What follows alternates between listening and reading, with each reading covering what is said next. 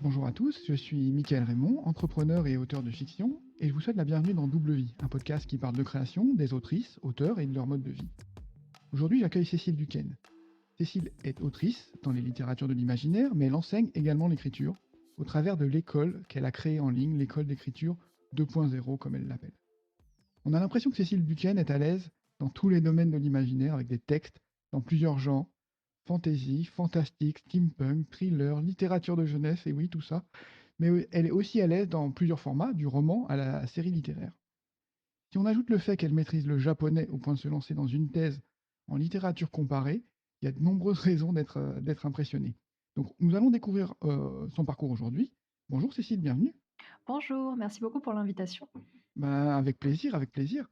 Donc avant de revenir sur tes textes, ton parcours, comme toujours, j'aime bien savoir un peu ce qui t'a titillé et ce qui t'a amené à commencer l'écriture, en fait. Comment est-ce que tu as commencé? Vaste question. Je pense qu'on est toutes les personnes dans ce monde sont plus ou moins, créatives, et l'expriment de manière différente. On peut être créatif à travers la peinture, à travers la musique, à travers, la manière dont simplement on regarde le monde et moi, il se trouve que c'est par l'écriture que je me suis exprimée, même si au départ, ce n'était pas tout à fait ça. Au départ, j'étais danseuse. Pas professionnelle, hein, mais amatrice et je me faisais mes 5-6 heures de danse, hebdomadaires, ce qui peut paraître peu pour certains et beaucoup pour d'autres et c'était ma manière de m'exprimer, en fait. C'est comme ça que j'ai pris confiance petit à petit dans moi, mes gestes, qui j'étais et l'expression et de qui j'étais sur scène. Donc danse classique, danse jazz, toutes ces choses-là et puis, à côté de ça, je dessinais sur mon temps libre, j'aimais bien, donc la créativité était là et l'écriture, elle est arrivée avec, un roman que je pense nous connaissons, enfin la plupart des gens connaissent, qui est Harry Potter. J'étais en cinquième à l'époque, ouh là, ça remonte maintenant et c'est ma professeure de français qui nous dit, voilà tenez, elle avait photocopié, les pages du premier chapitre et elle disait: «Voilà pour l'exercice, pour la semaine prochaine, lisez ce chapitre et relevez les éléments qui relèvent du fantastique». Bon, très bien, alors le chapeau magique, la baguette, tout ça. Et je me dis: «Quand même, il a l'air vachement bien ce livre, c'est quoi là déjà?» Alors je regarde ce que c'est et cetera et je crois qu'en 10 jours, j'avais dévoré les 4 tomes qui étaient parus à l'époque. Étant assez ancienne maintenant, même si moins que d'autres évidemment, il n'y avait pas tout ce qu'il y a aujourd'hui sur internet, et donc avoir des renseignements sur la suite, c'était déjà compliqué en fait. C'était à l'époque le moteur de recherche le plus en vogue en France, c'était Lycos, avec le chien. Va chercher Lycos, voilà pour ceux Oui, qui se ça rappellent. remonte effectivement. Ça remonte et et du coup, bah, très, très difficile d'avoir la suite et enfin d'avoir des infos sur la suite. Le tome 4 venait de paraître, il y avait pas les films, pas les jeux vidéo, rien du tout et la fan désespérée que j'étais devenue, l'accro, à cet univers-là, s'est dit: «Mais comment je vais faire pour vivre sans Harry Potter?» Alors j'ai relu les 4 tomes en boucle et cetera, au point de connaître par cœur la chanson du Chapeau magique. Hem et je la connais encore aussi, hein, «Voici un peu plus de 1000 ans, vivez 4 illustres sorciers» et cetera. Bref, c'était hardcore et je tombe sur un site qui s'appelle fanfiction.net, qui existe aujourd'hui encore et où je découvre le concept de personnes qui sont fans d'un univers et qui écrivent de la fiction dans le cadre de cet univers. Je lis à peu près tout ce qui existait en français à l'époque, c'est-à-dire pas grand-chose. Je ne parlais pas anglais à l'époque non plus, donc c'était compliqué de passer, la barrière de la langue et là, je me dis, «Ah c'était génial». J'ai lu un truc avec une histoire de romance avec une sirène dans le lac de Poudlard, enfin c'était vraiment un peu bizarre. Mais c'était rigolo, il y avait une cité qui était inventée sous l'eau et tout, ça liait à Poudlard, c'est ça, vachement sympa et puis, je découvre d'autres fanfictions qui étaient bien plus qualitatives et qui m'emportent aussi bien que l'œuvre originale et là je me dis: «Waouh, mais attends, c'est pas l'autrice de l'original qui a écrit ça, c'est vraiment des gens, d'autres gens» et j'avais du mal à l'époque à faire, enfin, faut se remettre dans les idées en place par rapport à ça. J'avais 13 ans, je découvrais à peine internet, le concept de fanfiction m'était complètement étranger et donc je découvre ça et là je comprends ce qu'il en est, de quoi il en retourne et je me dis: «Ah mais moi aussi je peux en écrire» et la suite n'est que littérature. Bon, pas très, très bonne au départ, mais ensuite ça s'est amélioré. Voilà, en gros. OK, donc tu es rentré, ouais, par la fanfiction. Mmh, C'est vrai tout à fait. que oui, ça arrive encore aujourd'hui, hein, il y a heu, ma fille aussi lit, beaucoup de d'histoires de ce genre, donc ça reste très actuel. C'est une littérature comme une autre et comme dans toutes les littératures, qu'elles soient publiées ou non, éditées ou non, il y a du bon et du mauvais, en fait, et il y a de très, très bonnes choses aussi en fanfiction.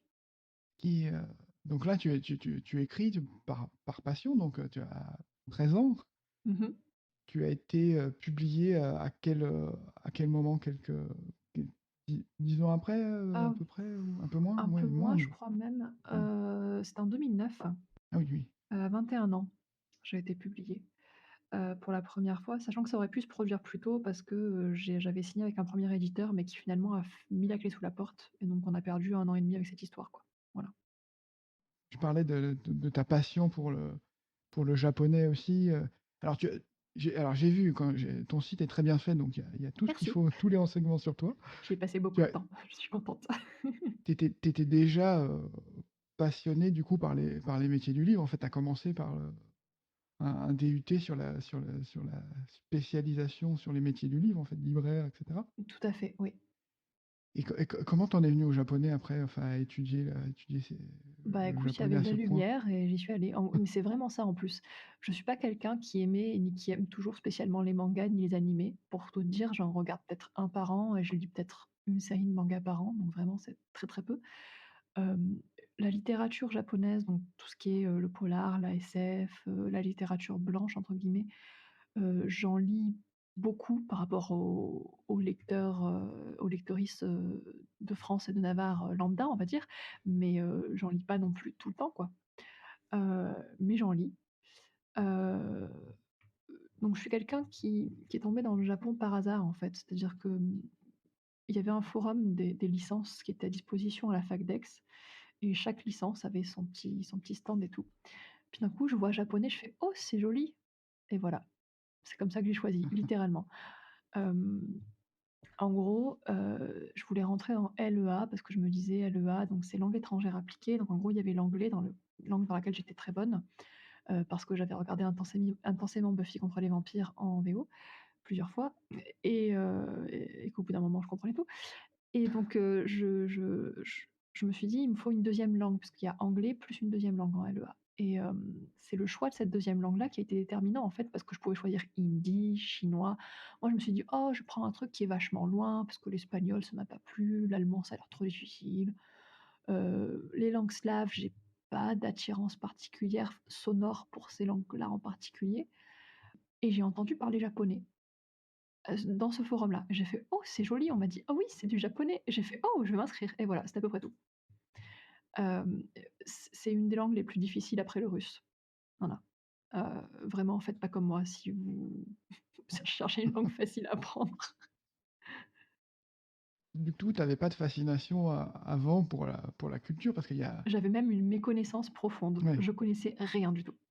OK, parce que c'est vrai que il y a une quand on aime l'imaginaire, le Japon, il y a quelque chose, alors il y a la culture manga, il y a voilà, et cetera, mais voilà, c'est presque une autre planète, quoi. C'est un autre monde complètement, donc Oui et non, parce qu'on a tendance à exotiser le Japon, en fait, à outrance, et le fait que j'ai été très ignorante dès le départ, en fait, a été une forme de c'était un côté alors il y avait des côtés négatifs parce qu'on me disait: «Mais oui, au Japon, bien sûr, c'est très connu, qu'il y a des gens qui font ci, qui font ça» et moi j'étais là genre: «Ah bon, très bien, je suis pas au courant du tout».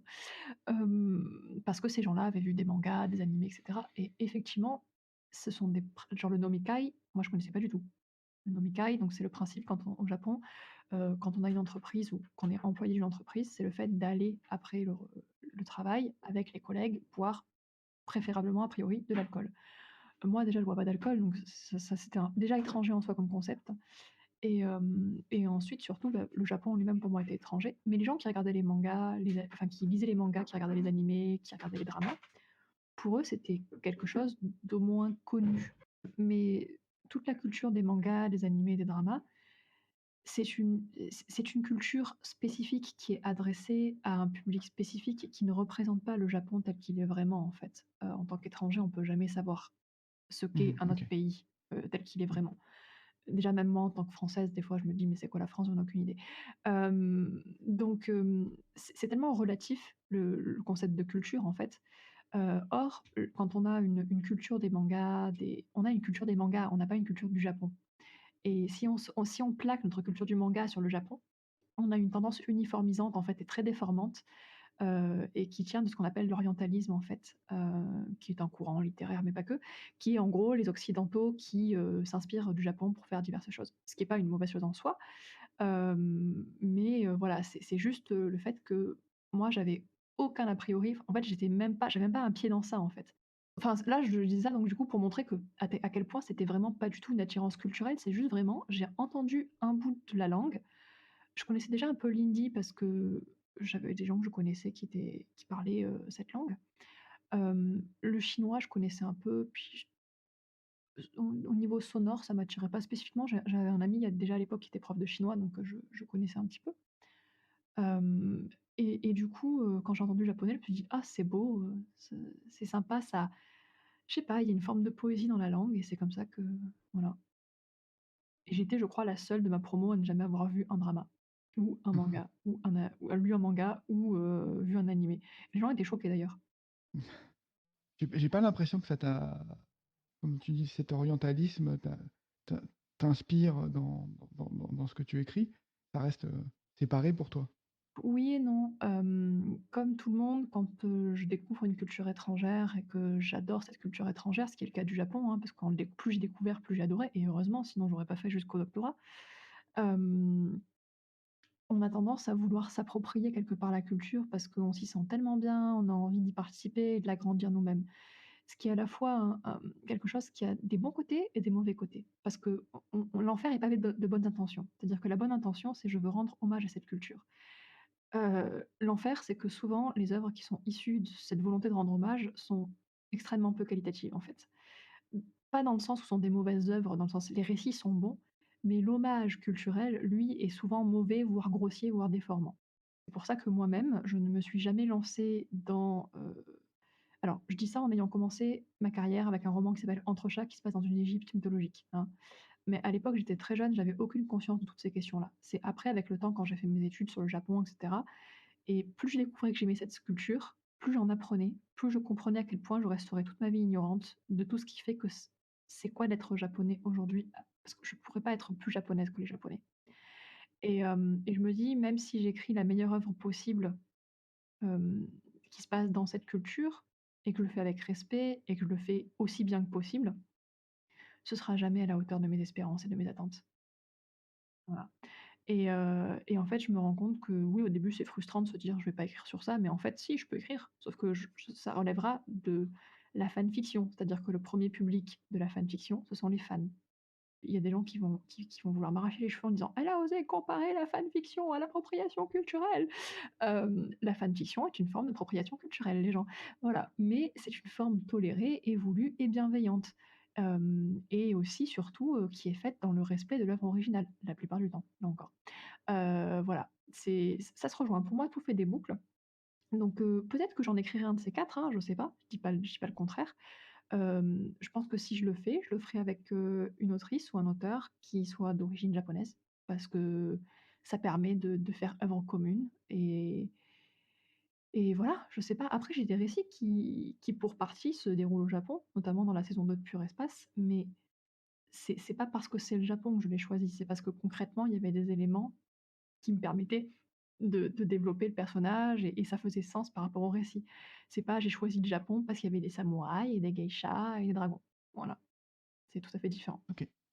Tu mentionnais Entrechat, ton 1er roman publié. Comment ça s'est passé? C'était ton premier texte ou est-ce que tu en as écrit beaucoup d'autres avant de pouvoir publier celui-là? Comment? Alors c'était loin d'être mon premier texte en fait, c'était, je sais pas, le cinquième ou le sixième.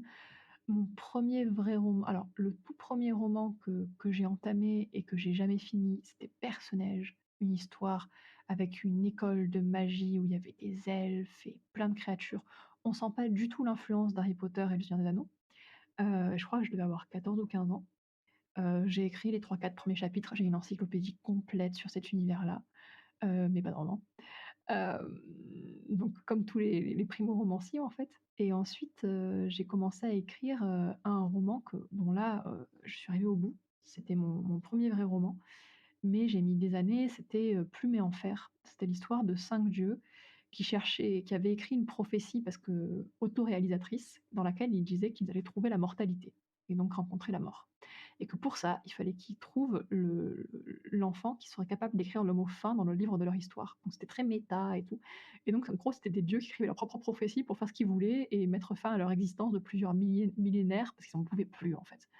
Heu et du coup, c'est l'histoire d'un suicide assisté fantasy en fait, hein. C'est très, très bizarre, j'en ai conscience. Mais c'était déjà les thèmes que j'apprécie maintenant, c'est-à-dire le rapport à la mémoire, à l'existence, au passage du temps, les liens entre générations, les liens filiaux, et cetera. Enfin, tout ça, c'était dedans. Et j'ai écrit ça et c'est un très mauvais roman, mais je l'aime, voilà. C'est mon premier roman. Il faut savoir que dedans, quand même, il y a une déesse de la fertilité qui s'appelle Vagina, quoi, donc voilà. Bah, à quel point c'était mauvais. Mais j'ai beaucoup d'affection pour ce petit roman-là. Et un des personnages était complètement inspiré de Silk de La Belle Gaillarde aussi. Donc j'avais toujours j'essayais de m'émanciper en tant qu'autrice, mais j'avais toujours ce lien un petit peu aux univers que j'aimais, un peu trop proche, donc le réflexe de la fanfiction. Et ce réflexe que j'ai eu aussi quand j'ai écrit Entrechats, c'est-à-dire que, Entrechats, c'était pas mon premier roman, mais c'est le premier roman dans lequel j'ai vu que j'avais trouvé ma voie. Hem, j'avais une amie autrice qui m'a dit, le 27 octobre: «Cécile, il y a un super défi d'écriture qui commence dans 3 jours, le 1er novembre, qui s'appelle le NaNoWriMo, donc National Novel Writing Month. Le concept, c'est d'écrire 50 000 mots en un mois, donc un roman. Ça te dit de participer?» Et là, j'ai dit: «Oui». En 3 jours, je me suis frappé 3 synopsis du point de vue de 3 personnages différents et j'ai tout écrit dans le détail. J'ai écrit mon roman premier jet, 50 000 mots en un mois, voire moins, je crois, enfin, je sais plus. Hem, J'étais extrêmement heureuse et satisfaite de mon roman. Je l'ai fait bêta-lire, je l'ai réécrit 9 fois et il a été publié. Voilà. Donc c'était mon premier roman publié. C'était pas le premier roman terminé, c'était pas le premier roman entamé. Par contre, c'est le premier roman que j'ai retravaillé de manière approfondie, systématique, avec une vraie approche professionnelle. Même si à l'époque j'étais, pas professionnelle dans ma pratique de l'écriture, j'avais l'intention de l'être et à partir de là, en fait, les choses se sont débloquées parce que du coup, j'ai mis en place des systèmes pour améliorer mon style, pour aller plus loin et cetera et c'est là que le vrai travail de fond a commencé. J'avoue, j'ai eu le vertige, hein, quand je suis allé sur ta bibliographie, tu es Faut pas scroller trop extrêmement vite. extrêmement productive, donc c'est vrai que c'est impressionnant. Tu as tu as une longue série de romans, Les Nécrophiles anonymes. Mmh mh. Comment comment ça a été c'était quoi la genèse de cette série de romans? Moi j'ai des genèses trop nazes, hein, pour les romans. C'était à la grande époque de MSN avec, mon amie de l'époque, qui est une artiste, dessinatrice et autrice qui fait de superbes choses, Andro Beaurepaire. Elle a un Instagram qui est génial. Donc Andro, donc Andromède de son nom complet. C'est un pseudo, hein, je précise. Mais voilà, on était très, très amis et on l'est toujours d'ailleurs et on discutait beaucoup à cette époque sur MSN et on partageait nos univers, on se donnait des petits défis d'écriture. Puis je sais plus pourquoi, elle m'a dit: «Ah, pas capable d'écrire un roman de vampire qui commence avec une pompe à piscine». Ah si, je sais pourquoi. C'était au moment où il y avait, c'était avant Twilight, mais il y avait tout le truc de Twilight qui commençait à monter avec les romans vampiriques, la Bipite et cetera. J'ai dit: «Ah oui, un roman de vampire qui commence avec une pompe à piscine? Allez, deal!» Et à cette époque-là, je sortais de la lecture de Quadruple assassinat dans la rue Morgue d'Edgar Poe et j'en ai fait un pastiche. C'est-à-dire qu'en gros, les 2 personnages, il y avait le chevalier, c'était, attends, c'est le chevalier? Oui, chevalier Dupin, je crois qu'il s'appelait. Je l'ai plus lu depuis très longtemps cette nouvelle-là. Bref, l'enquêteur analytique de la nouvelle d'Edgar Poe, c'est devenu mon vampire, qui a été basé sur ce modèle-là et le narrateur, qui était un peu béné, qui s'estimait pas très, doué, c'était mon humain, en fait et je me suis dit, ensemble, ils travaillent dans une morgue et ils essayent de je me suis inspirée du titre, hein, pour la reine du récit évidemment, de la nouvelle d'Edgar Poe et en gros, c'est de déformation en déformation pour ce pastiche vampirique avec une pompe à piscine. J'ai écrit la première scène et je me suis tellement éclatée, j'ai dit: «Waouh, il faut une suite» et voilà. Ouais, quand même, une idée comme ça, un défi, qui finit en 4 tomes, quand même. 4 tomes et normalement 6, même si la suite de la série pour l'instant, est en pause parce que j'ai fait une thèse et pas tout faire dans la vie.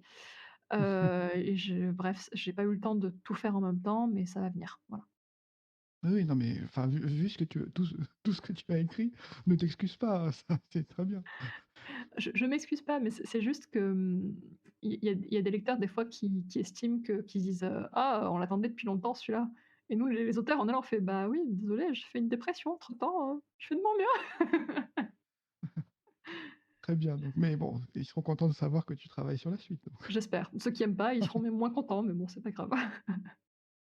J'ai vu que tu avais fait un détour, alors c'est quelque chose dont tu parles aussi dans j'ai pas encore suivi tous tes cours, mais tu parles de la tour de la reine, donc où tu t'es lancé dans le young adult. Donc pareil, un genre complètement différent, thriller un peu genre survival.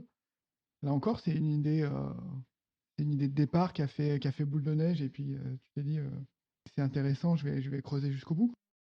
Beh, là encore, c'est une question d'influence, en fait. Je me rends compte que je suis quelqu'un de très influençable et influencé.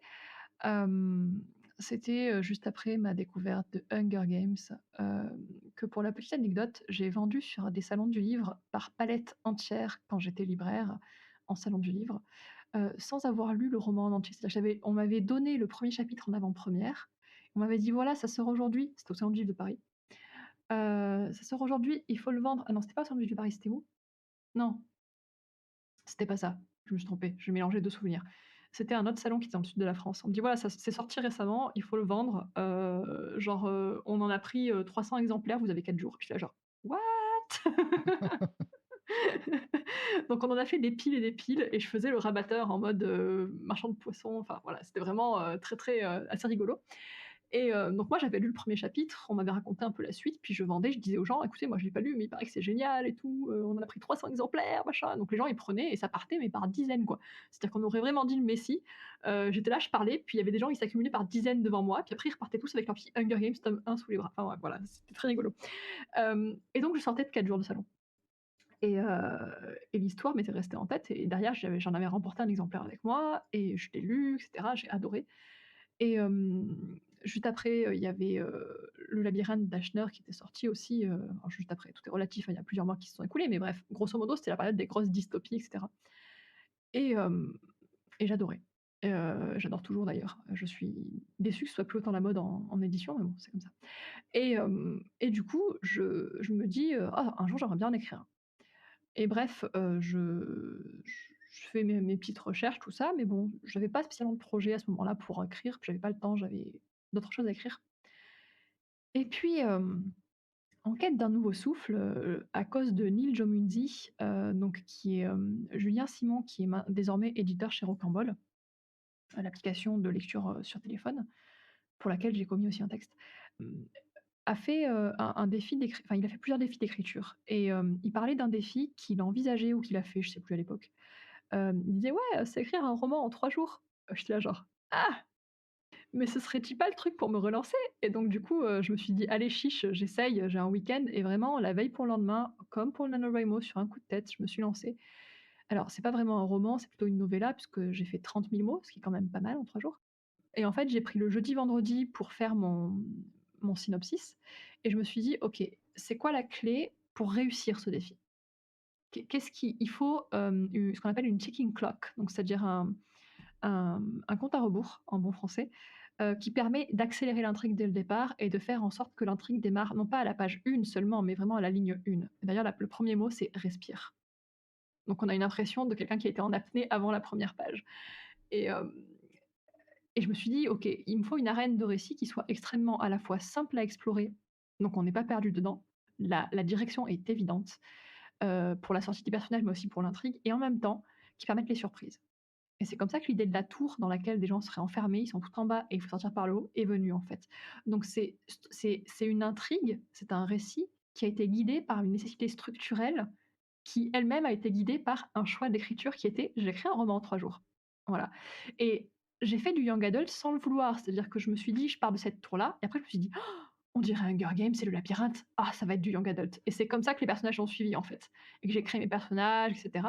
Et vraiment, du coup, oui, j'ai repris tous les codes du young adult, mais au départ, je sais pas par volonté d'écrire du young adult. C'était vraiment la volonté d'avoir une arène resserrée, etc. Et c'est très vrai que dans le young adult dystopique de l'époque post-Hunger Games, il y a eu beaucoup comme ça d'arènes très resserrées, de récits avec donc des univers très vastes, mais dont l'intrigue explore une toute petite partie, tout en développant plein de choses parfois en entier, parfois à moitié, qui permettent au lecteur, en fait, quelque part, d'être participant à la création de cet univers-là. Et j'ai trouvé ça génial. Et c'est ce que j'ai voulu reproduire.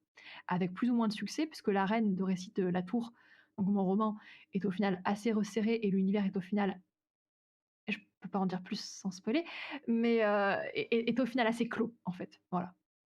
Je peux pas en dire plus. Mais en gros, voilà, c'est venu de là.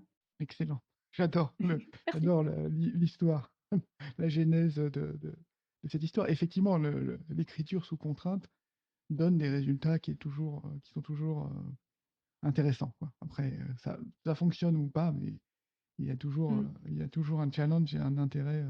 Il faut le sentir, en fait. C'est-à-dire que si dès le départ, on n'a pas l'espèce d'étincelle d'imagination qui prend feu, Mm, globalement, ça sert à rien. mm. Faut y aller si vraiment on a envie et que ça nous botte, quoi. Sinon, je vois pas pourquoi on le ferait, en fait.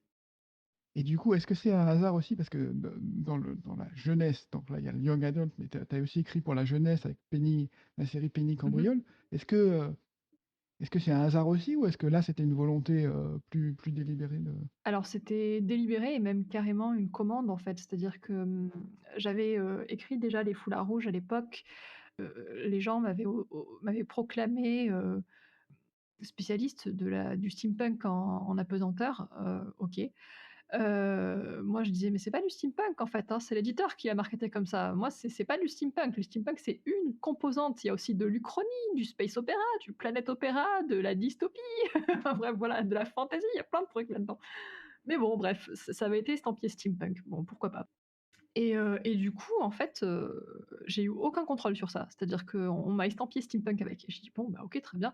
Je pense que c'était un peu aussi l'effet, «Waouh, elle est publiée chez Brajlon». J'étais une des premières autrices de la vague Snark à l'époque, qui était la collection que Brajlon lançait avec les auteurs francophones et du coup, je pense que ça a participé simplement à augmenter ma renommée, ce qui est super cool, hein, mais c'était, indépendant de ma volonté, quoi. C'était vraiment le marketing du livre qui s'était répercuté sur moi et sur l'image que j'avais.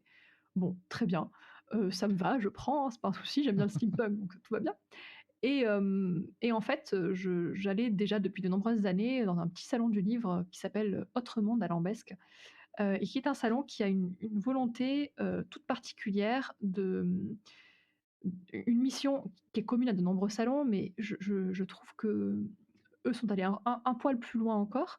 C'est-à-dire que leur volonté, c'est quand ils choisissent un thème, ils choisissent des livres qui vont avec et ils font lire ces livres, ils les offrent dans les classes, à des classes de lycée, de collège, CM1, CM2 et même CP. Et cette année-là, ils avaient choisi le steampunk. Enfin, l'année suivante, ils avaient choisi le steampunk. Moi, l'année précédente, j'étais déjà invitée au salon. Et j'étais là et tout, puis la personne qui gère le salon vient me voir et me fait: «Bon, Cécile, tu 10 minutes là, on va boire un coup, au truc à côté, puis je voudrais parler travail». Bon, OK, très bien. On y va tout ça, puis il me dit: «Oui, alors voilà, moi et l'organisatrice, on aimerait bien t'inviter, au salon l'année prochaine en qualité, d'autrice intervenante». Parce que d'habitude, j'étais invitée pour les dédicaces, mais pas pour intervenir dans les classes. Et on aimerait te proposer, alors, qu'un de tes ouvrages soit lu en classe et étudié et offert aux classes. Je dis: «Waouh!» Alors déjà, j'étais à fond, quoi. Et et en plus que tu viennes intervenir du coup dans ces classes-là pendant une semaine, donc il faut s'imaginer c'est 6 classes par jour pendant 5 jours, avec des interventions de 45 minutes de chaque fois, un quart d'heure supposé de pause qui finit en séance de dédicace et tu Bref, voilà. J'avais l'impression de sortir d'une machine à laver, à la fin de cette semaine-là, mais c'était génial. Et là, il me dit, «Le truc, c'est que voilà, on a trouvé un auteur pour le collège, on a trouvé un auteur pour les lycéens et en fait, on a personne pour les CM1, CM2, voire, CE1, CE2, quoi. Et donc ça signifie qu'en fait, en steampunk, en auteur francophone qu'on puisse inviter, il y a personne qui a écrit pour cette tranche d'âge-là, en France. Je fais: «OK et donc?» «Ben, on aimerait te commander ce livre-là». J'étais là genre: «Génial, OK, c'est où qu'on signe?» Et c'était donc une vraie commande rémunérée et tout, au départ, c'est censé être un volume unique Et donc j'ai écrit ce volume unique-là qui avait il y avait 3 ou 4 comment dire? Exigences. Bon, il y avait la taille de toute évidence, il fallait que ce soit sous la barre des 100 000 signes parce que c'était pour, être lu entre les de 8 à 12 ans, on va dire 7 ans bon lecteur, voilà.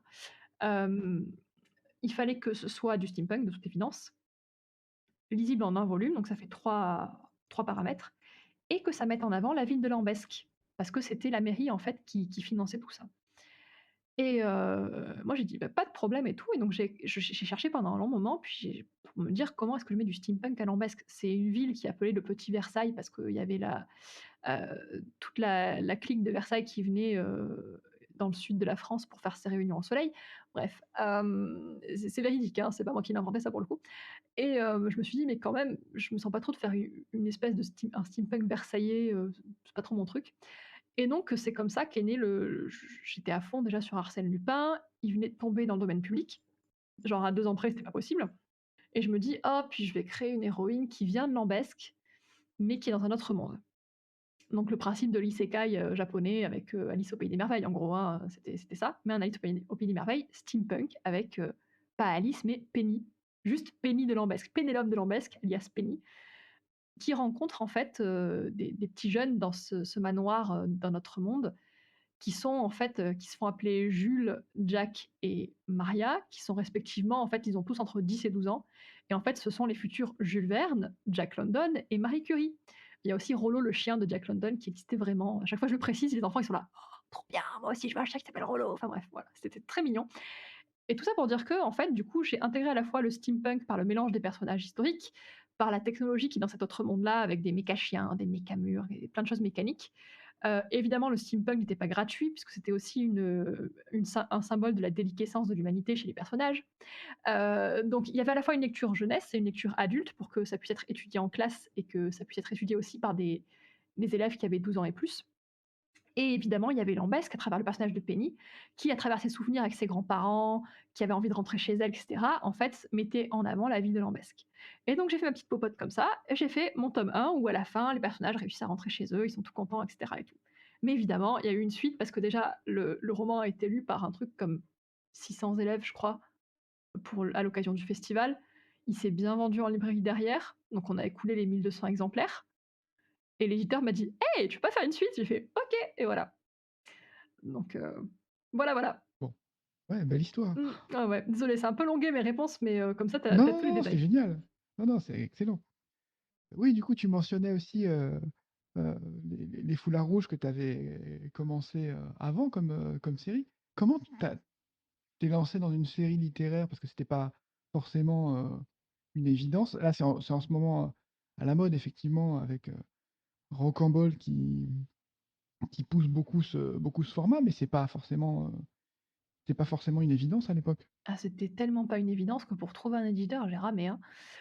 En fait, j'ai commencé cette série il y a très, très longtemps, bah, c'était à peu près à la même époque que, ah non, c'était un peu après Entrechat. J'ai découvert Firefly, toujours de Joss Whedon qui fait des œuvres magnifiques, mais qui apparemment est une personne de plus en plus problématique. Bref et j'ai adoré. Je dis: «Waouh, du western dans l'espace, mais tellement classe, tellement cool».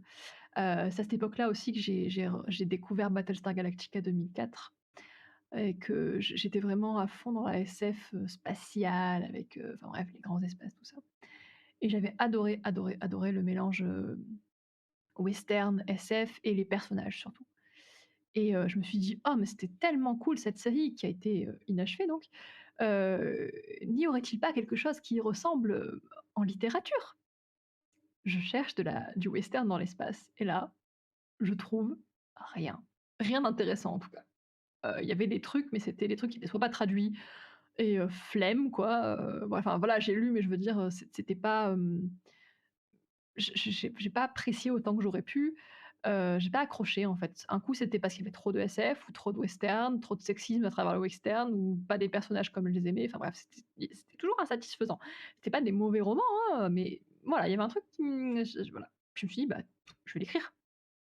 On n'est jamais mieux servi que par soi-même». Et donc là, j'écris ça, tout ça, on était en je sais même plus en quelle année on était honnêtement. Mais Les Foulards Rouges, ça a été publié, je crois, la première saison en 2014, donc ça commence à remonter maintenant et c'était bien avant ça, hein, ça devait être en 2011. je pense que j'ai Mmh. commencé à OK. réfléchir au foulard rouge et en fait, les nécrophiles anonymes ont été publiés donc, à moitié chez Bragelonne, à moitié chez Voyelle, qui donc Voyelle est l'éditeur de mon premier roman Entrechats. Parce qu'à l'époque, j'avais, terminé d'écrire le roman, je l'avais envoyé à plein de maisons d'édition et il se trouve que j'ai reçu un oui en 3 jours de la part, des éditions Bragelonne et j'étais là genre: «C'est donc possible? Là, les gens ne mentaient pas? On peut avoir des réponses aussi rapides?» et du coup, je contacte mon éditrice, de chez Voyelle en lui disant: «Écoute, voilà, ils m'ont proposé un contrat, mais c'est uniquement un contrat pour le numérique», parce qu'à l'époque, Snark, la collection numérique, c'était une collection uniquement numérique et il était hors de question de faire du papier. Et j'ai dit: «Écoute, qu'est-ce qu'on fait?» et tout et bref, on s'est arrangé avec les éditeurs de chez Brajlon et l'éditrice de chez Voyelle. Voyelle avait le papier et Brajlon avait le numérique. Donc j'avais un premier pied dans la maison d'édition et et du coup, je me suis dit, au salon du livre suivant où j'étais, j'ai pitché le truc, les foulards rouges, à un des éditeurs qui m'a dit: «OK, tu m'envoies ça» et la suite, bah, on la connaît, ça a été publié chez eux. Le format sériel, c'était un truc qui les intéressait justement par rapport au numérique qui était un marché en expansion à ce moment-là. Après, ils n'ont pas été les premiers, ils n'ont pas été les derniers à publier des séries numériques, heu, mais ça a plutôt bien marché pour les foulards rouges, j'étais très contente. Voilà. J'ai cru au départ qu'en fait, c'est parce que tu voulais l'auto-éditer et que c'était un moyen de, voilà, d'alimenter, d'avoir de l'actualité régulière, en fait. Alors en fait, je l'ai écrit pour moi, les foulards rouges. Je l'ai écrit complètement, c'était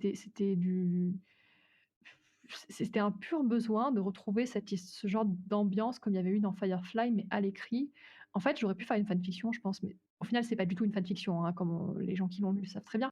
Mais voilà, c'était vraiment un pur kiff perso et je l'ai fait en mode sériel parce que je me suis dit: Ça a été inspiré d'une série». Donc peut-être que ce qui manquait à tous les romans qui étaient qui s'en approchaient un peu, c'était le rythme et pour moi, en fait, c'est vrai, c'était vraiment ça. C'était vraiment le rythme qui faisait aussi le ton très enlevé, hem de l'intrigue et puis aussi le côté un peu, heu, un peu rigolo, en français j'ai pas le mot mais, sassy des personnages. Vraiment, ils étaient comme ça et moi je voulais un peu de personnages comme ça aussi et je me suis dit: «Ah faudrait que» et donc j'ai vraiment, j'ai souhaité reproduire l'intention qu'il y avait derrière Firefly mais à l'écrit et donc j'ai gardé le format sériel. C'était pas du tout calculé au départ, j'ai conscientisé ça bien après et en fait, pour convaincre les gens que ça avait un avenir, ça a été très compliqué, en fait. Parce que personne n'en voulait. Personne. C'est-à-dire quand j'en parlais, on me disait: «Ah, c'est une série?» «Mouais». «OK, je t'ai même pas pitché le truc. Très bien, je m'en vais». Voilà. Donc c'était un peu compliqué et voilà. Mais ça s'est fait, je suis contente. Tu as fait des séries avant la vague aujourd'hui qu'on retrouve grâce à Rocambole, en partie, quoi. Alors grâce à Rocambole, mais il y avait quand même avant et il y a toujours puisqu'il y a beaucoup de gens qui font des séries en numérique, en auto-édition. Ça marche très, très bien et il y a d'autres éditeurs qui en ont fait, qui n'en font plus. Certains qui en font toujours. C'est comme tout, l'édition, ça a des effets de mode, la série, ça reviendra, vous en faites pas. Mmh. Oui, j'avais découvert la série via Stephen King qui avait Mmh mh. publié, La Ligne verte en épisodes, bon, qui sont des épisodes conséquents, Oui. c'est pas le découpage, très, très rythmé de Rocambole, mais voilà, c'était Les foulards rouges, ils sont conséquents aussi, hein, sans me comparer à Stephen King, de toute évidence, hein, parce que je n'oserais pas. Mais en gros, les foulards rouges, il y a quand même, 20 000 mots, donc ça fait, 45 minutes à 1 heure et demie de lecture, hein. et justement tu as continué dans la série, du coup, en travaillant avec Rocambole, Mmh tu mh. as écrit Les Évaporés. Là, ça change complètement de rythme, en fait. Là, Ah oui, il y a un rythme, c'est de la beaucoup plus micro-série, effréné. c'est même, Ouais. ça fait 100 000 signes, hein, Les Évaporés, hein, c'est très, très court. Il y avait des épisodes de 10 000 signes, donc 10 000 signes, c'est combien de mots? Je sais pas moi, 2 000? 1 500? Ouais, c'est ça. Pas beaucoup, vraiment pas beaucoup. En gros, la série entière est lisible en 1 heure, moins d'1 heure même. C'est très, très court, effectivement. C'est les mêmes principes à l'œuvre, en fait, hein. C'est juste que la gestion du rythme interne des épisodes est extrêmement différente. Enfin, en fait, c'est la même, mais en mode réduit, pour être honnête. Oui, c'est du coup, dans ton école, tu as des cours spécifiques sur le format de série, en fait? J'en ai un, en effet. Tu en as un, ouais, Ouais c'est vrai. et je me suis permise de le faire moi parce que j'estimais que j'étais à peu près une des premières, pas la première, mais une des premières autrices francophones en France à avoir publié à titre professionnel, et à compte d'éditeur, une série qui avait eu un certain succès. Donc je me suis dit: «Ça va, je devrais être légitime sur ça, c'est bon, syndrome de l'imposteur, tais-toi, on va le faire» et voilà. Et je suis très contente parce que c'était quelque chose, je l'ai fait pour moi vraiment cette masterclass en me disant: «Bah, peut-être ça plaira à une dizaine de personnes» et au final, c'est une de celles qui a le plus de succès donc je suis contente. Voilà. Ouais, c'est très bien. Très, très intéressant et puis ça éclaire vraiment sur la spécificité du format en question. Mais tout comme tu le dis, c'est un format, en fait et la plupart des gens ne l'abordent pas par le format, mais par le en se disant: «Oh, je vais juste découper, ça suffira». Bah non, en fait, ça suffit pas. C'est pas dans le découpage que la le secret est. Voilà. Le petit conseil le petit conseil croustillant que j'ai bien repéré, qui est vraiment très bien, c'est de faire à peu près vers l'épisode 4 quelque chose qui sort complètement du cadre et du schéma. L'épisode 4-5, ça aide bien à relancer l'intérêt. Enfin, c'est ouais, vraiment une belle astuce. Bah, grosso modo, c'est ce que font la plupart des séries télévisées aujourd'hui, en fait, hein. Là, hier, j'ai commencé à visionner WandaVision, et c'est exactement ce qu'ils font, hein. Épisode 1, 2, 3, on est dans la série télé, ceux qui ont vu savent et épisode 4, on en sort. C'est quasiment un épisode indépendant qui ensuite, est raccordé au rail de l'intrigue, mais c'est assez fascinant, quoi et à chaque fois, notamment sur des mini-séries, parce que c'est là que ça se voit le plus, vu que tout est en modèle réduit, on peut plus remarquer les mécanismes. Vous regardez à l'épisode allez, entre l'épisode 3 et 5, il y en a généralement un qui, s'il n'est pas indépendant, en tout cas, sort du lot. Mais comme tu dis, tout à fait, c'est pour relancer l'intérêt. L'école d'écriture, comment tu t'es lancé là-dedans? Parce qu'en fait, aujourd'hui, elle a pris une ampleur, impressionnante parce qu'il y a Qui me dépasse effectivement un un peu nombre par de moment. ouais, il y a un nombre de cours, hallucinant. Tu as même intégré, des nouveaux auteurs, Audrey Alouette qui a fait un cours sur l'édition. Mmh. Comment tu as eu cette idée? Et j'ai l'impression que ça a marché, quasiment tout de suite, en fait, donc c'est Ah, impressionnant. je m'attendais pas à ce que ça marche tout de suite, hein. Je m'attendais à galérer des années et des années.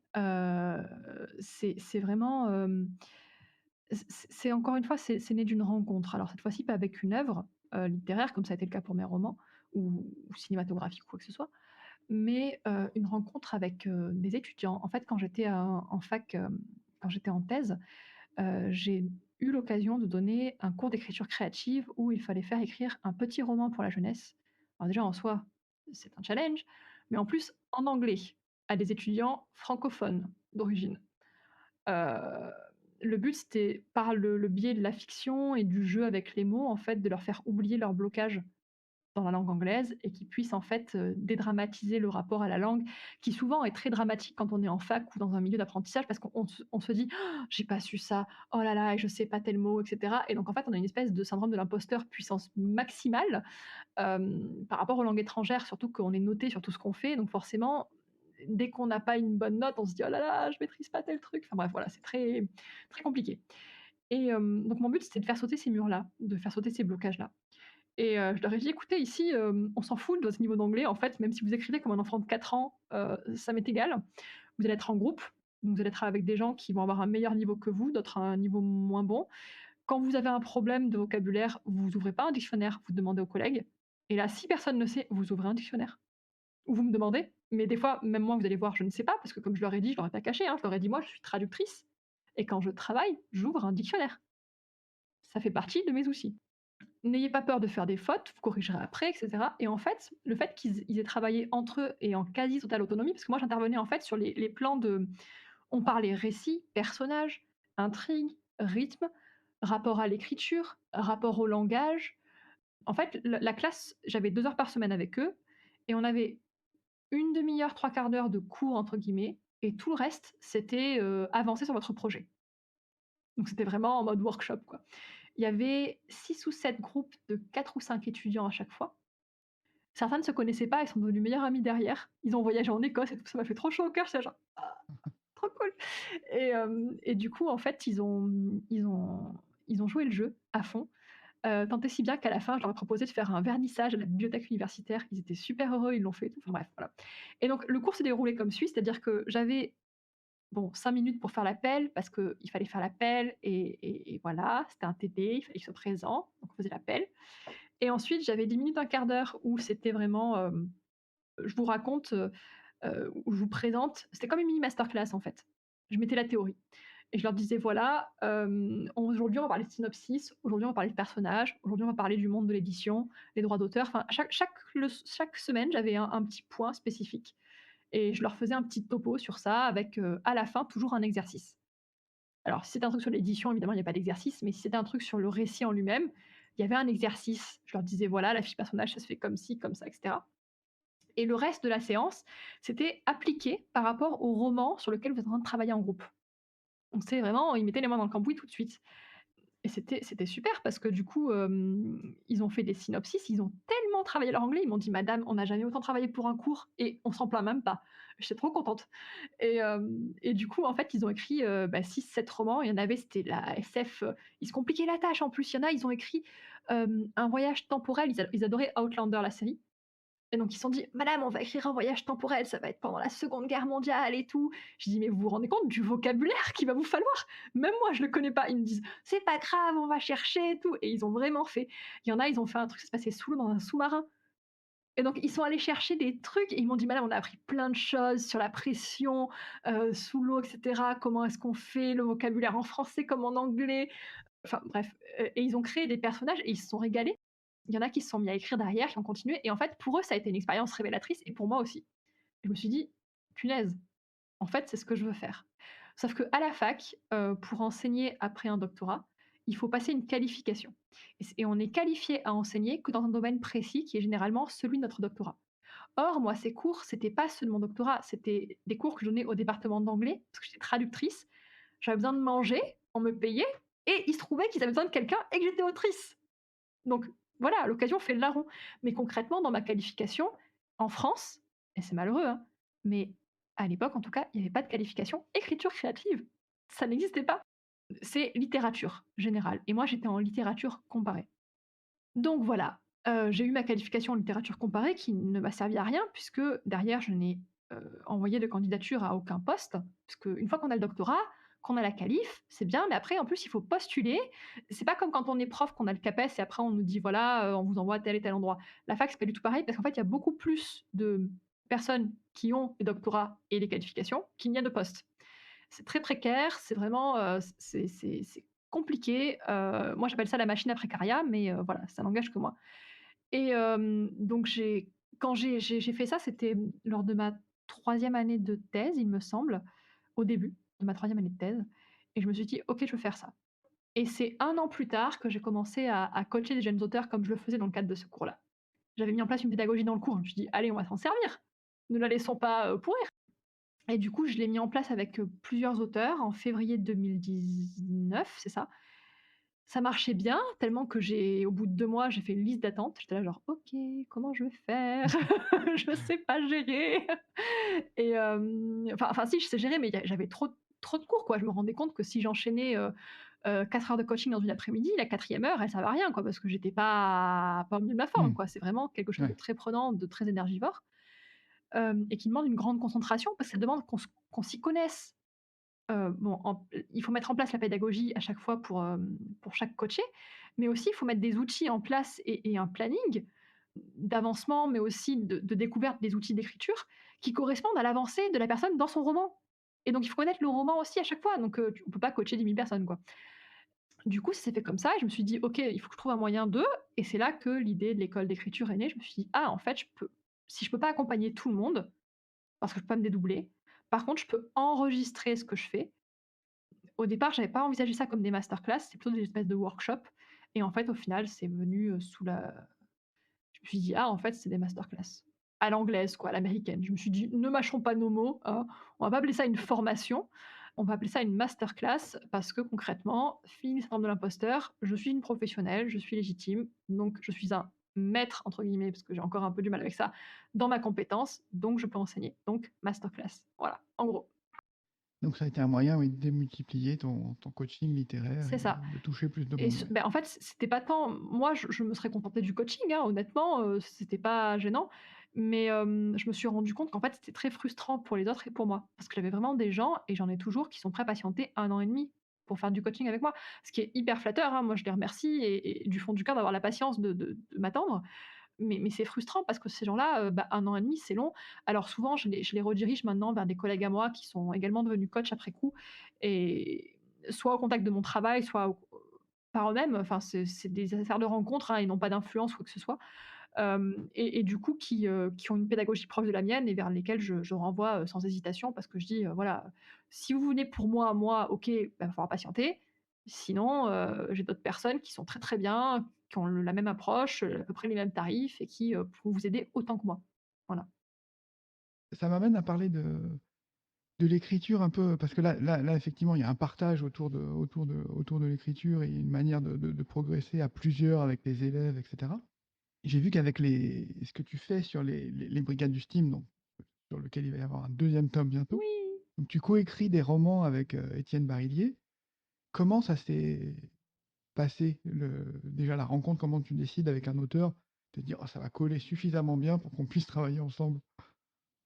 La bonne première impression et la confiance sur la durée. Il y a déjà des auteurs avec qui je suis très amie, avec qui j'ai eu envie d'écrire des trucs, et on a essayé et on n'a jamais réussi à aller au bout. Étienne, c'est quelqu'un que je ne connaissais pas avant d'écrire avec lui, ou très, très peu. En fait, Étienne, je l'ai découvert par, le guide du steampunk qui est paru au Mouton électrique il y a quelques années de ça, qu'on m'avait offert pour un anniversaire et tout. Et puis, l'année d'après, j'allais dédicacer à Lambesc et il y était aussi. Alors j'ai amené mon petit guide, je l'ai vouvoyé et tout, et je dis: «Bonjour, est-ce que je pourrais avoir une dédicace s'il vous plaît? Je suis trop fan de votre travail, gna gna gna». Bref, je connaissais pas Étienne du tout à cette époque-là, mais maintenant je comprends mieux sa réaction. C'est quelqu'un de très timide en fait, qui avait dû être, je pense, à la fois très flatté et très mal à l'aise de mon approche. Et qui derrière, je sais pas si c'est vraiment par pur intérêt ou parce qu'il se disait: «Oh, elle a l'air sympa, allons voir ce qu'elle fait aussi», est venu me voir à ma table. Il a vu que j'avais fait un roman sur les vampires, il m'avait dit: «Ah oui, j'ai des gens dans ma famille qui aiment bien lire les romans sur les vampires, est-ce que vous pouvez me dédicacer?» Je sais plus si on se tutoyait ou si on se voyait.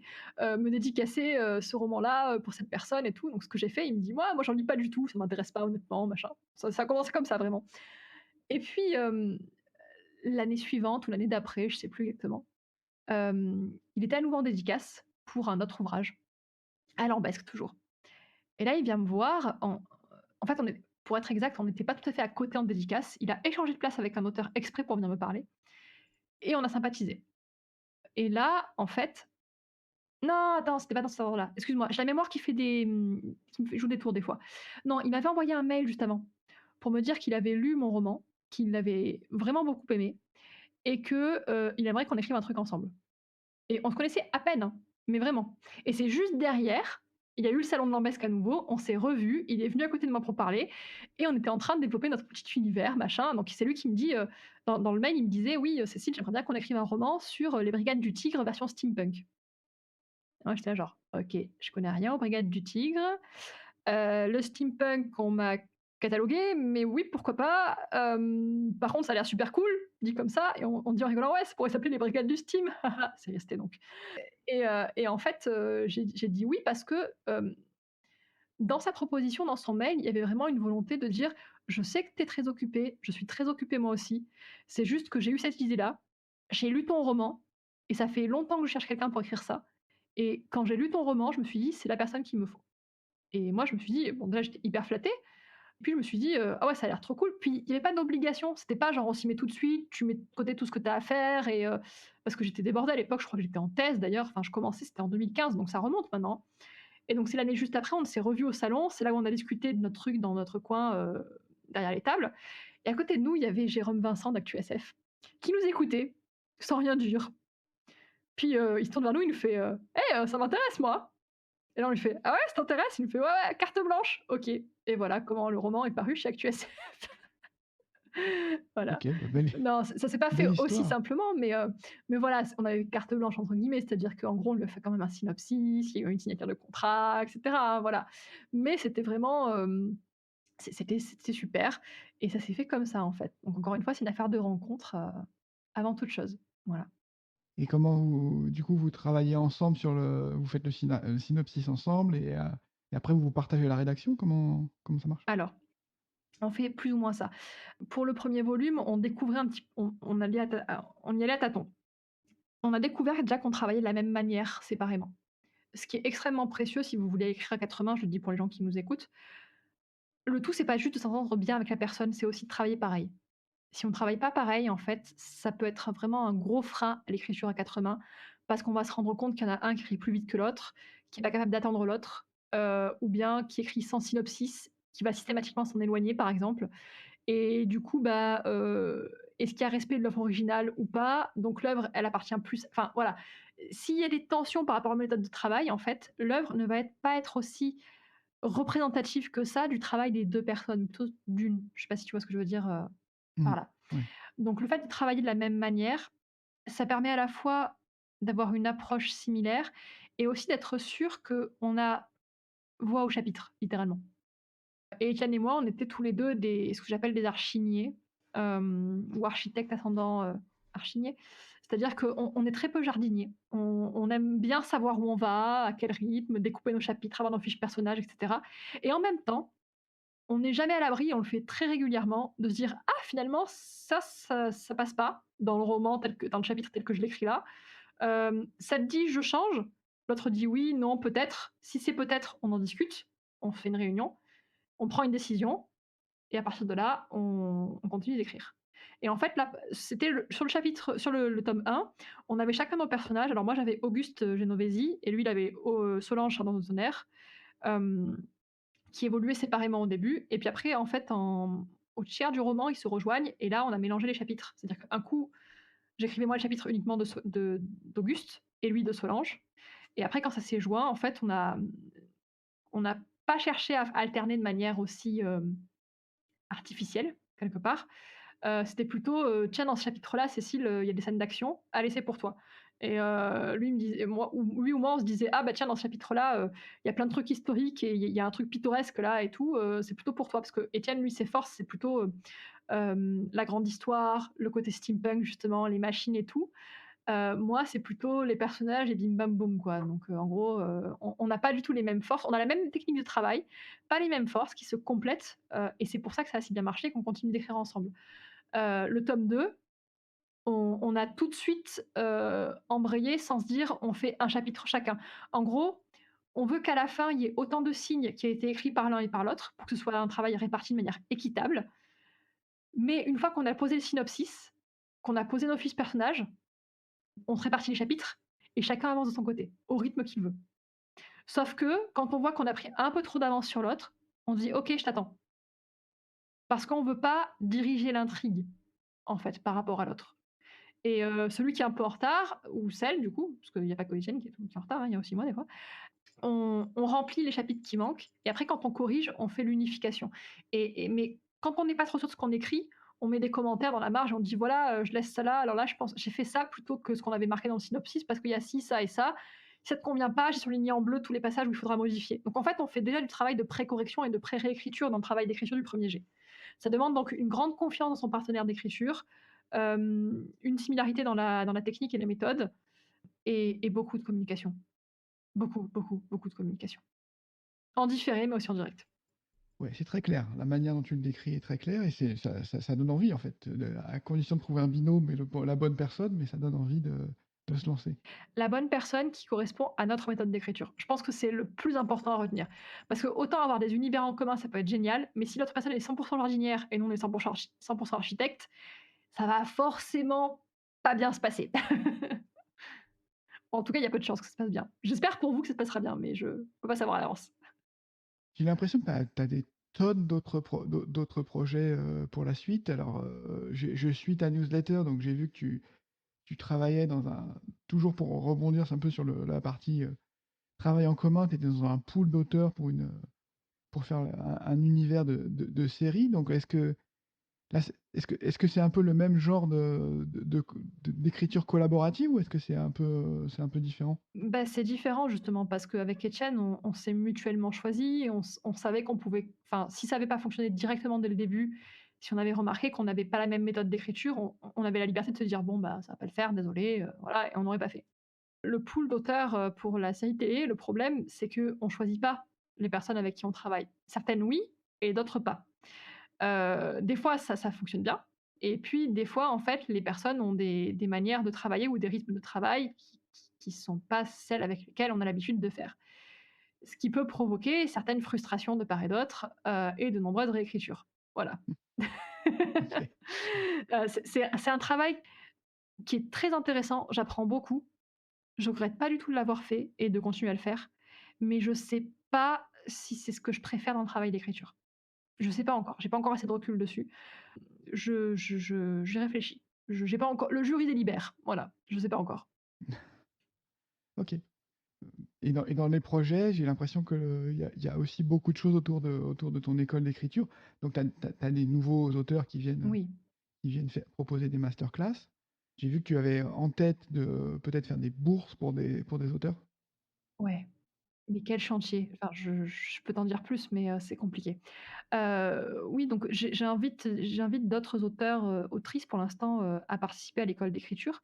La première, c'était Audrey Alouette pour, une masterclass sur comment être bien édité, parce que quand on a une carrière comme celle d'Audrey et qu'on est aussi bien édité, les autres ont envie de savoir comment c'est possible et je suis très heureuse qu'elle ait fait cette masterclass dans l'école d'écriture. Moi-même, j'ai appris des trucs. L'autre autrice, je pense que c'est un secret pour personne, c'est un secret de polichinelle, donc je vais en parler, hein, parce que voilà, c'est Betty Piccioli, qui est très connue sur les internets, pour plein de bonnes raisons, qui écrit, certaines choses en particulier et qui va faire une masterclass dessus. Voilà, je peux pas en dire plus que ça, sauf que c'est un format que moi-même je ne pratique pas. Voilà, ça je peux pas dire plus pour l'instant. La masterclass est en cours de réalisation et voilà. J'ai pas encore de date à donner aussi non plus parce que je suis pas quelqu'un j'ai l'air très organisée de l'extérieur, mais en fait, en gros, moi, quand c'est prêt, c'est publié. Voilà et quand c'est pas prêt, ça attend, ça vient quand c'est prêt. Voilà, donc j'ai pas de j'ai un planning, mais il est très, très souple. Il y a un autre auteur avec lequel je suis en discussion pour, le 1er semestre, 2022. C'est un auteur français très connu, de multiples fois primé, je pourrais pas en dire plus, voilà.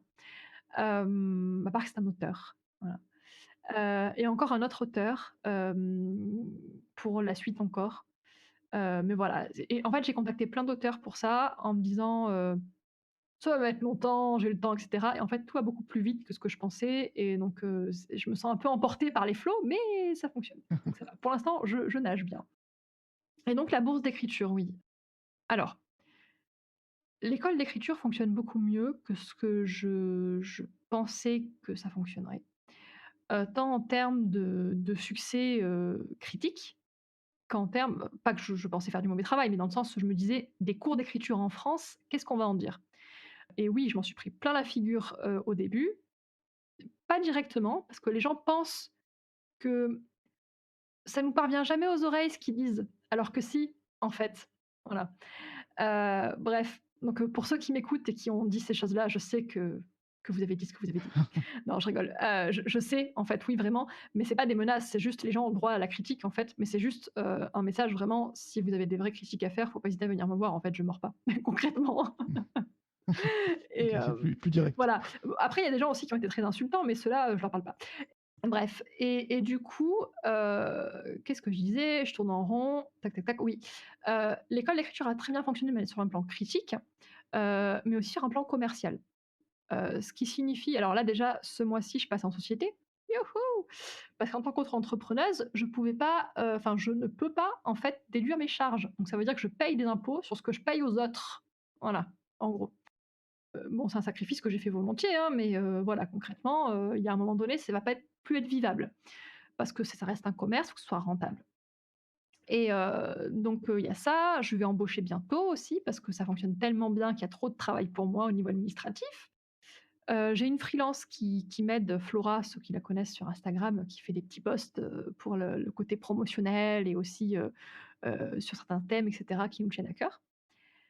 Et donc moi comme ça, je m'occupe vraiment du travail créatif et de la vision d'ensemble. Et dans cette vision d'ensemble-là, il y a un de mes rêves qui est de créer effectivement une bourse d'écriture, un peu à la manière du CNL, ce qui est donc pas du tout humble, parce que en fait, il n'y a pas vraiment de bourse d'écriture en France réservée aux auteurs qui débutent vraiment, c'est-à-dire ceux qui n'ont pas encore publié, mais qui envisagent l'écriture d'une manière professionnelle et qui et cetera et cetera et cetera.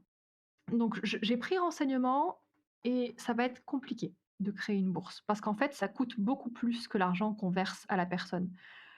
Ça demande un suivi logistique énorme, un suivi fiscal et juridique gigantesque et ça demande surtout, en fait, d'organiser des sélections en question. Donc ça veut dire qu'il faut mettre en place un processus de sélection. Sur quels critères on juge qu'une personne peut ou pas postuler pour la bourse? Parce que si on dit c'est ouvert à tous les auteurs qui n'ont pas publié de livre, on va recevoir à peu près 5 000 candidatures. Donc il faut quand même que ce soit un peu, comment dire? Il faut qu'il y ait des critères de sélection qui nous permettent, nous, de pouvoir gérer la charge de travail derrière, mais qui soient des critères qui ne soient pas juste, arbitraires. Il faut qu'ils soient réfléchis. Donc pour tout ça, il faut réfléchir à une manière de se dire: «OK, c'est quoi un jeune auteur qui va se professionnaliser? C'est quoi les critères pour ça?» Et donc il y a toute une démarche derrière qui est à la fois politique, mais aussi éthique et quelque part, professionnelle, qui est: c'est quoi faire profession quand on n'est pas encore professionnel? Comment est-ce qu'on juge de ça? Et ensuite, à qui ça s'adresse? Comment est-ce qu'on vérifie que la personne est vraiment ce qu'elle dit qu'elle est? C'est-à-dire que c'est pas un riche héritier qui a tous les sous dont il a besoin, qui se dit: «Bah, tiens, il y a une bourse d'écriture» ah, bah, par exemple, typiquement, les jeunes auteurs, ils ont besoin de changer leur outil de travail. Genre, ils ont pas de bureau chez eux qui soit correct pour bien travailler. Parce que quand on passe 8 heures au bureau, je pense que toi aussi tu le sais, c'est dur, il faut être bien installé, quoi. Sinon on développe des maladies professionnelles. Pareil pour le siège, il faut avoir un bon écran, pas trop petit, ça coûte quand même assez cher. Un bon ordinateur sur lequel on puisse, je sais pas moi, juste, consulter des vidéos de l'INA si on a besoin pour, voilà, enfin, des fois enfin, il y a plein de recherches, des trucs comme ça. Donc en gros, il faut un ordinateur qui fait plus qu'aller simplement sur internet, où on puisse, stocker toutes nos recherches et cetera. Enfin voilà, un outil de travail, tout simplement. Et même en premier prix, ça coûte cher, en fait. Ça coûte extrêmement cher de bien s'équiper et je me disais: «Bah, tiens, par exemple, une bourse d'équipement à 1 000 €. OK, très bien. Comment est-ce qu'on vérifie que la personne a bien dépensé les 1 000 € pour l'équipement en question? Est-ce que c'est nous qui passons la commande? Est-ce que c'est elle qui passe la commande et ensuite elle nous envoie les justificatifs? Comment est-ce qu'on contrôle la fraude ou pas?» Parce que je veux dire, on investit dans quelqu'un, en fait et on veut que cet argent aide la bonne personne et par la bonne personne, j'entends quelqu'un qui est franc et honnête. Dès qu'il y a de l'argent en jeu, il y a des gens qui sont là pour, juste l'argent, je le sais. C'est bête à dire, mais les du moment où j'ai parlé de cette bourse-là, j'ai eu plein de gens qui sont venus me voir en me disant: «Ah, c'est intéressant!» «Oui, on se connaît pas. Bonjour, que voulez-vous?» Ça peut paraître très méfiant, mais voilà, je veux dire, là, on parle juste d'une bourse d'équipement. Moi, quand je dis: «Je veux mettre en place une bourse pour professionnaliser les auteurs», c'est-à-dire que les auteurs qui se lancent à temps plein, qui ont que le chômage pour se lancer, qui disent: «OK, j'ai 6 mois, 8 mois, 1 an», leur dire: «Bah, tiens, voilà une bourse de 10 000 € qui va te permettre de vivre, en plus avec ton chômage en plus pendant 10 mois pour écrire ton roman et l'envoyer aux éditeurs ou l'auto-éditer». Donc c'est une vraie bourse pour aider les gens à ne pas se préoccuper de la logistique. Quelque part, c'est un espèce de revenu de base, en fait, pour les auteurs, pour qu'ils puissent, se pérenniser et se professionnaliser. Donc c'est un truc, on peut pas juste le lancer comme ça. Il y a toute une logistique à mettre en place derrière.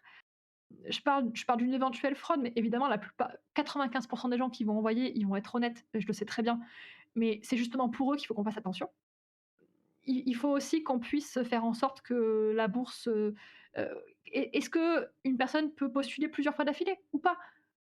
Qu'est-ce qui fait qu'elle ne peut pas postuler plusieurs fois d'affilée à la même bourse? Comment est-ce qu'on enfin voilà, il y a tout un écosystème à mettre en place, c'est énorme et ça, moi, je vais le faire de manière, posée, je veux que ce soit fait dans les règles de l'art, dans les règles de la loi aussi, vraiment, il faut respecter la loi parce qu'il y a tout un appareil, fiscal et aussi également juridique. Donc c'est extrêmement compliqué et déjà, en tant qu'autre entreprise, c'était pas possible parce qu'il y avait plein de choses qui enfin, ça passait pas au niveau logistique. Et donc une des missions de la personne que je vais embaucher là par la suite, ça va être ça, de la mise en place de ça. Je ne sais pas quand est-ce que ce sera fait, mais voilà, c'est dans les tuyaux. Pareillement, on veut faire en sorte que les formations soient éligibles, au crédit formation professionnelle. Actuellement, c'est pas possible parce que pareil, il y a toute une logistique derrière qui est invisible aux yeux des gens, mais qui existe vraiment et qui est très, très lourde à gérer, mais ça vient. Voilà. J'ai une dernière question là pour, avant de conclure, mais est-ce que tu as pensé